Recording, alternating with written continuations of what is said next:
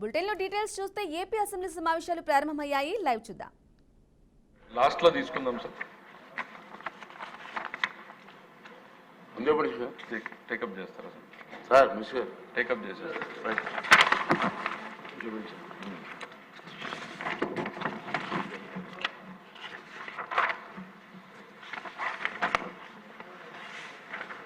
Sir, PGVR Naidu గారు, రామకృష్ణ బాబు, వెలగపూడి గారు అడిగారు సార్. ఏ క్వశ్చన్కి లేదండి, బి క్వశ్చన్కి ఇప్పటి వరకు 3685 గృహాలను లబ్ధిదారులకి అందించడం జరిగింది. ఇంకా 739 గృహాలను అప్పగించవలసి ఉంది. వీటిలో 185 గృహాలు ఇప్పటికే పూర్తయ్యాయి. మిగిలిన 608 గృహాలు ఫినిషింగ్ పనులు పెండింగ్లో ఉన్నాయి సార్. ఇప్పటికే పూర్తయిన 185 గృహాలని వచ్చే నెల ఆగస్టు 2024 లోపల అప్పచెప్పడానికి ప్రయత్నం చేస్తున్నాం సార్. మిగిలిన 608 గృహాలని మార్చ్ 2025కి అన్ని మిగిలిన పనులన్నీ కూడా పూర్తి చేసి అందజేయటం జరుగుతుంది. అధ్యక్ష నాయుడు గారు. అధ్యక్ష, హుదూద్ అనగానే విశాఖపట్నం ప్రపంచం అంతా చూసింది అధ్యక్ష. మీ అందరికీ మరలా ఒకసారి ఆ హుదూద్ని జ్ఞాపకం చేసుకునే విధంగా ఆ రోజు విశాఖపట్నాన్ని చంద్రబాబు నాయుడు గారు హుదూద్ వచ్చిన తర్వాత ఎంత ప్రకృతి నాశనం అయింది, ప్రజానీకం ఎంత ఇబ్బందులు పడ్డారు,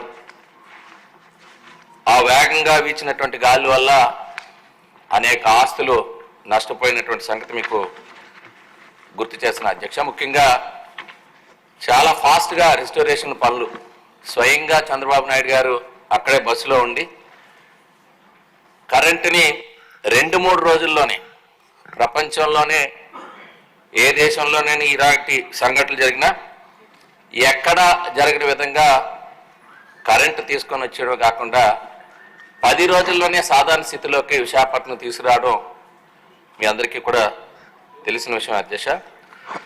అందులో భాగంగా పేద ప్రజానీకానికి చాలామంది ఆస్తులు నష్టపోయారు అధ్యక్ష. అద్దెలకున్న వాళ్ళు కూడా వాళ్ళ పాత్రలు కానీ వాళ్ళు ఏవైతే వాళ్ళ సౌకర్యాలు బయట ఉంటాయో అవన్నీ కూడా పోయినాయి అధ్యక్ష. అందువల్ల ప్రతి కుటుంబానికి కూడా 5,000 రూపాయలు వరకు ఆ రోజు నష్టపరిహారం కూడా ఇవ్వడం జరిగింది అధ్యక్ష.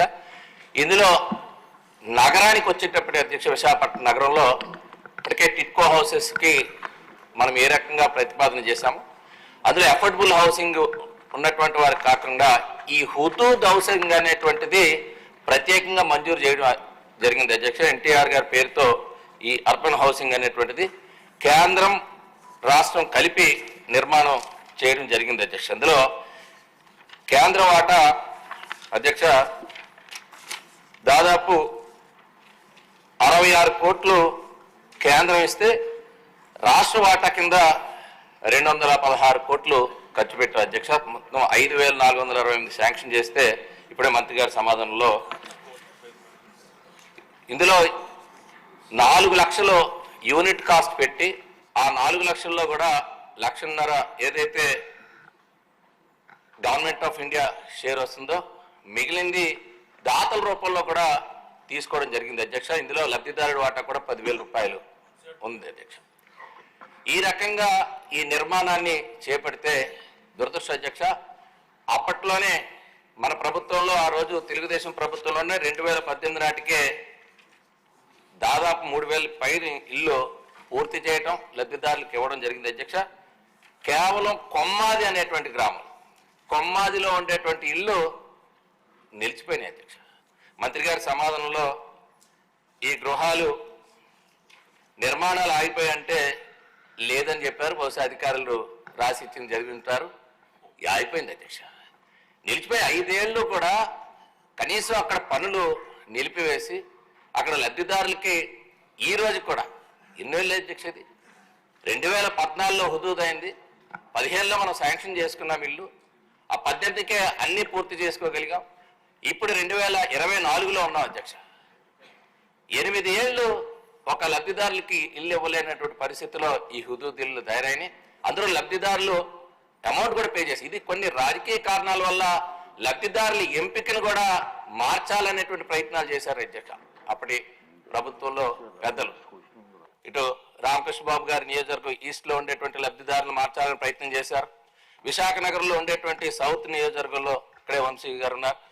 ప్రతి ఒక్కరు కూడా ఉండేటువంటి లబ్ధిదారులు ఆ రోజు 10,000 రూపాయలు ఎవరైతే లబ్ధిదారుడు వాటా కింద, ఎందుకంటే పూరెస్ట్ ఆఫ్ పూర్ ని సెలెక్ట్ చేశారు అధ్యక్ష.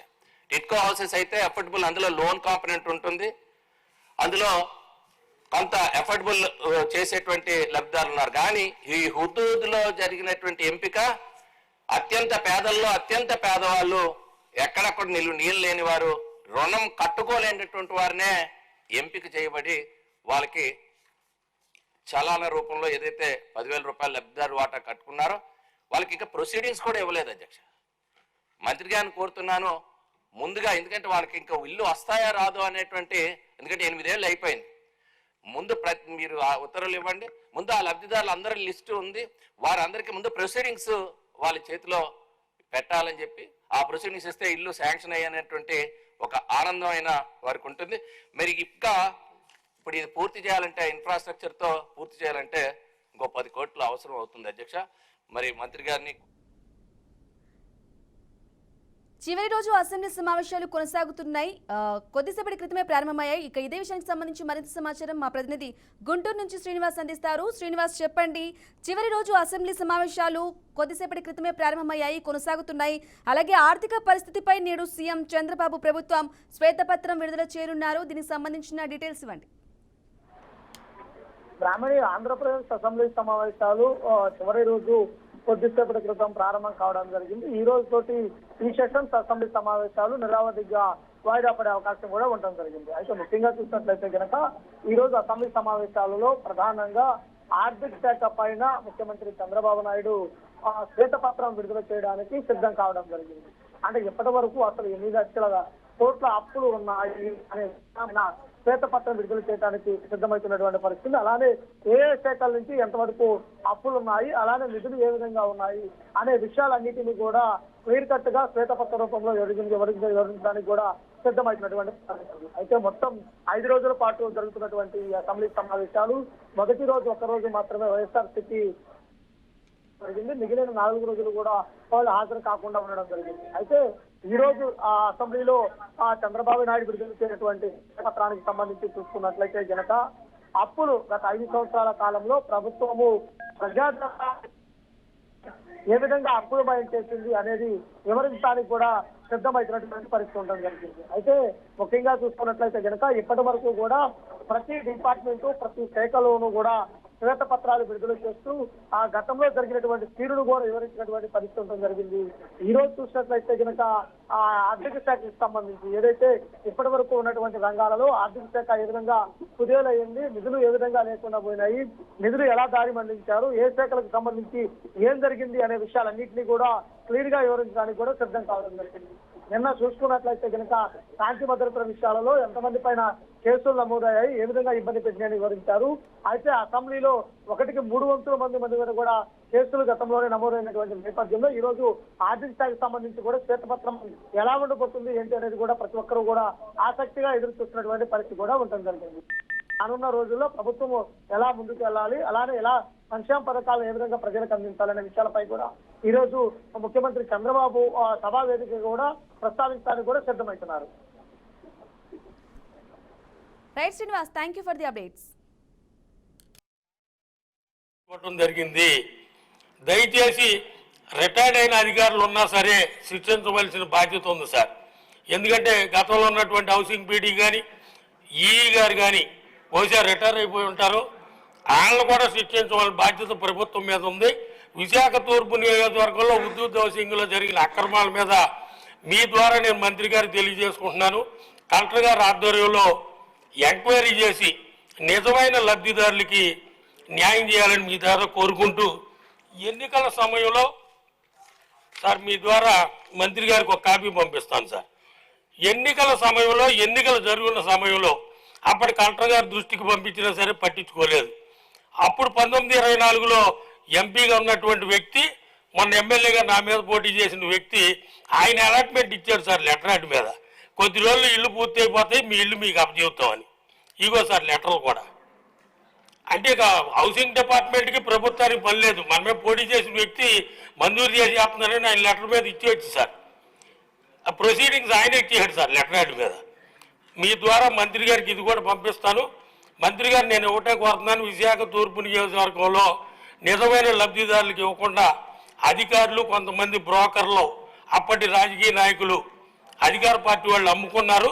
పూర్తిగా కలెక్టర్ గారి ఆధ్వర్యంలో దర్యాప్తు చేసి నిజమైన లబ్ధిదారులకు ఆ ఇళ్లు అందించాలని మీ ద్వారా కోరుకుంటున్నాను అధ్యక్ష.